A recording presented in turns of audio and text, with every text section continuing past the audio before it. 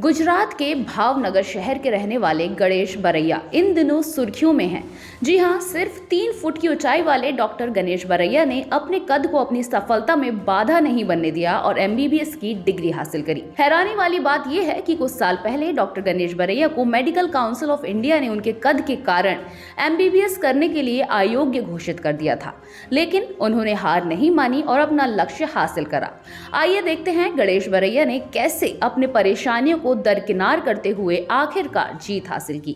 Medical council of India उसकी committee द्वारा मुझे रिजेक्ट किया गया कि आपकी 3 फीट हाइट है, इसलिए आप इमरजेंसी केस हैंडल नहीं कर सकते। तो उसने मुझे रिजेक्ट कर दिया।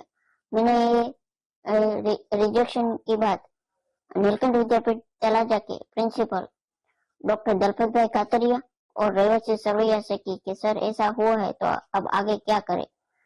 तो उन्होंने भावनगर के कलेक्टर हर्षद भाई पटेल और गुजरात शिक्षण मंत्री भूपेंद्र सिंह चुड़ासमा उनसे मीटिंग की और उनसे बात की कि अब क्या कर सकते हैं।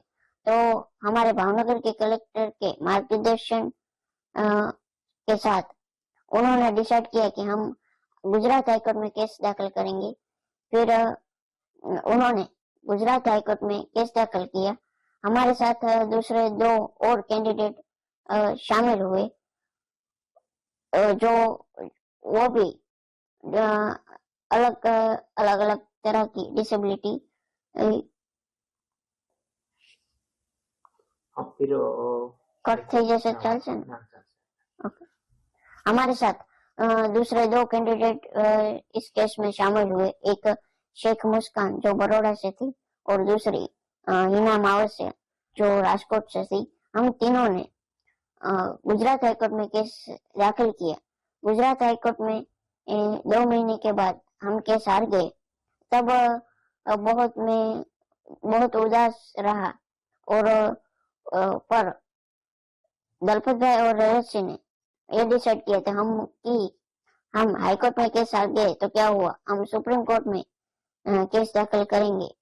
फिर हमने सुप्रीम कोर्ट में केस दाखिल किया और सुप्रीम कोर्ट का 2018 में जजमेंट आया कि आपको एमबीबीएस में एडमिशन मिल सकता है।